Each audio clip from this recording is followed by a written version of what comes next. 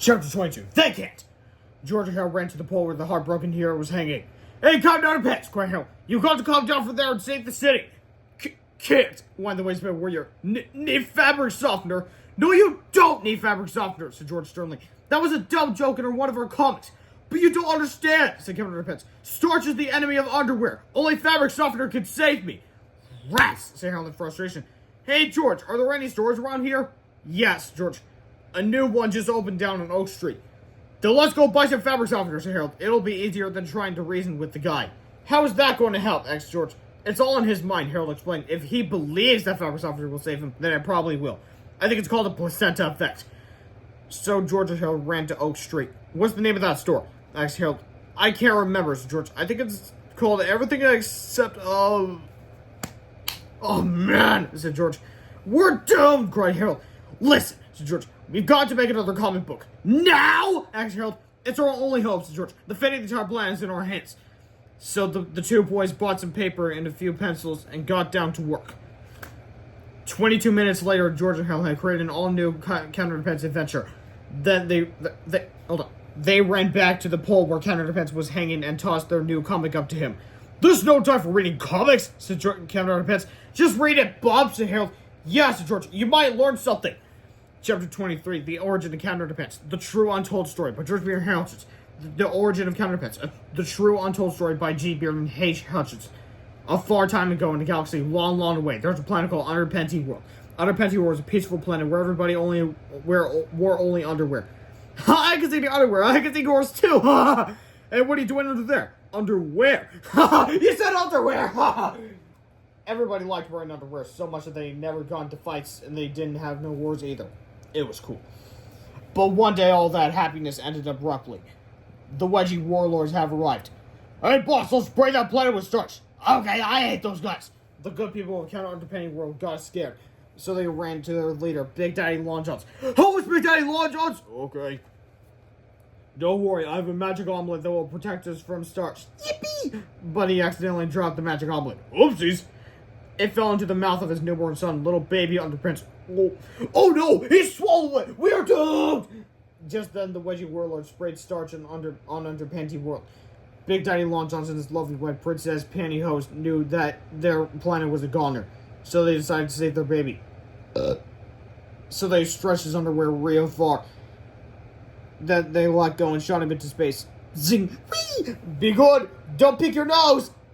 Little baby Underpants sailed through space as his home planet crumbled behind him. Soon, little baby Underpants fell to Earth. Bonk!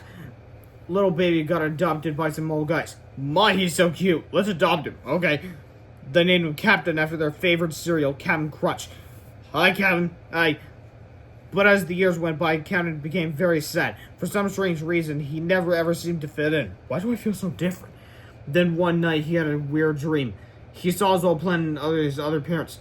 Hi, son. How's it going? Son, you aren't like other people. You are a superhero guy.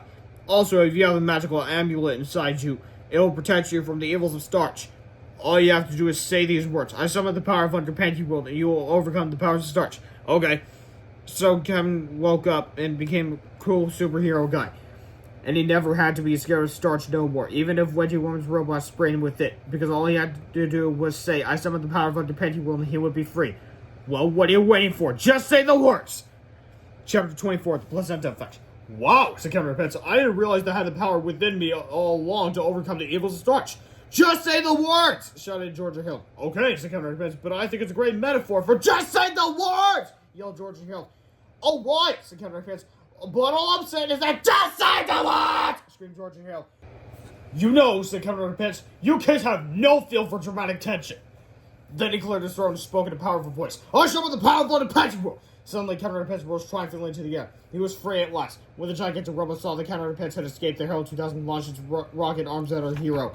Captain Underpants grabbed the giant robot arms and swung them around toward his foes. These might come in handy, said the waistband warrior.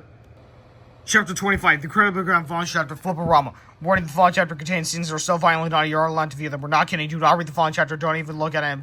Just skip ahead to page 156 and don't ask any questions. P.S.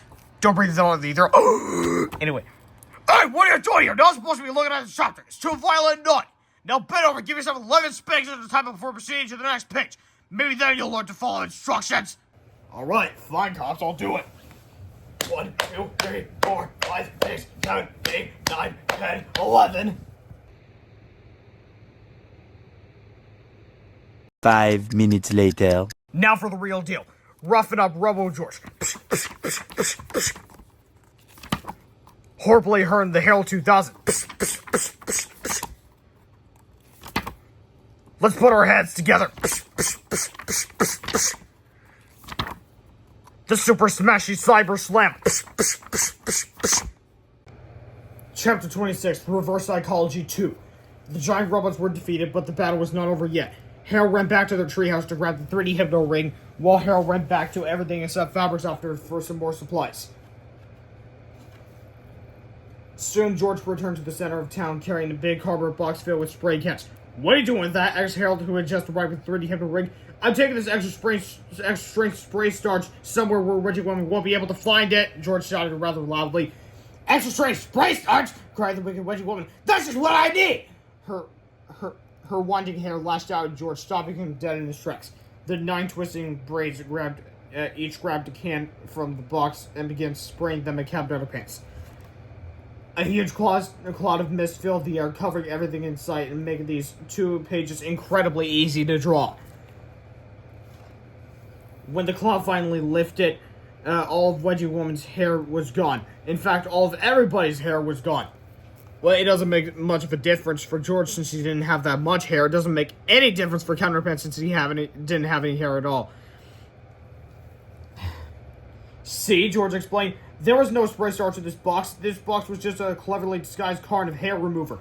I used reverse psychology on her. Ah! Screamed Harold as he clutched his bald head. My mom's gonna lay her boiled eggs when she sees me! Relax, said George. Our hair will grow back. That's easy for you to say, said Harold. Your hair was only half an inch long. Yeah, what I just said. Anyway, chapter 27, reverse psychology. Well, Wedgie Woman, said Counterpants, it's not the jail with you. Wait a second, said Harold. We'll take care of Wedgie Woman. You go back to school, put some clothes on, then wash your face. Yeah, bub, said George. Use plenty of water. We got work to do. Okay, said Counterpants. So Counterpants did as he was told in no time at all. He was back to his crappy old self. It was now time to transform Wedgie Woman back to her old self too, with some slight modifications.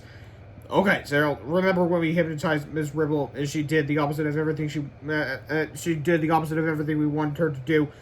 Yeah, so George, well, if you want to set things right, Harold continued, we gotta hypnotize her to do the opposite of what we want.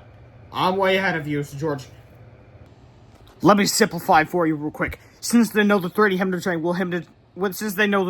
Ring will hypnotize Ms. Ribble to do the opposite of what they tell her to do, they simply say the opposite of what they want her to do, so that then she'll do the opposite of that and therefore do what they want her to do. Anyway, let's continue. So the 2 boys once again hypnotized their teacher. Only this time they used reverse psychology on her. From now on, said George, you will always be known as Wedgie Woman. You will keep all your superpowers too, said Harold. You will not go back to teaching 4th grade, said George. You will remember everything that happened in the last 2 weeks, said Harold. You will not change your grades back to normal, said George. You will not become the nicest teacher in the history of Jerome Hart's Elementary School, said Harold. And you will not bake fresh chocolate chip cookies for our class every day, said George. George, said Harold sternly, stop goofing around. I can't help it, said George. You should never hypnotize anybody when you're hungry. Okay, said Harold. Let's just snap our fingers and pray that this works. Snap! Chapter 28, to make a long story short, it did. Chapter 29, better living through hypnosis. The next day, Miss Ribble entered the classroom looking a whole lot friendlier than usual. Boys and girls, said Miss Ribble, I have some good news for you. Hey, cried the children. It's time for English class, said Miss Ribble. Oh, man, moaned the children. Today, said Miss Ribble, I've asked Georgia Hell to lead the class. Hey, cried the children. They're going to teach us about creative writing, said Miss Ribble. Oh, man, moaned the children. By showing us how to make our own comic books, said Miss Ribble. Hey, cried the children. While they're doing that, said Miss Ribble, I'm going to pass something for you all to work on. Oh, man, moaned the children. Homemade chocolate chip cookies, said Miss Ribble. Hey, cried the children. This is awesome, said Harold. But do you think it was right for us to change our personality like we did? Sure, why not, said George. She's happier, she'll probably live longer. You're right, said Harold. I guess hypnosis is a pretty cool thing sometimes. And now, for the 4th and 3rd to last pages of the story, we have actual subtitles appear in the book. Subtitles appear in the comments, but never in the book. Anyway, Then again, as we all know, sometimes it isn't. Were these cookies hard to make? No, dear, they were. Snap! Snap! Oh no! Scream Harold. Here we go again! Scream George. Oh no! Now, this is the final time that George and Harold will climb on Underpants, who flies out the window and say, no, no, here we go again. The next book onwards, there will be cliffhangers leading directly into the next book, which will be very interesting. Anyway, so this book was brought to you by Dave Pilkey, the creator of the entire Captain Underpants series. Don't forget to read the books and enjoy the books, and read the spin-offs and enjoy the spin-offs. And I'll see you next time, where I read the next book in this series, which is called...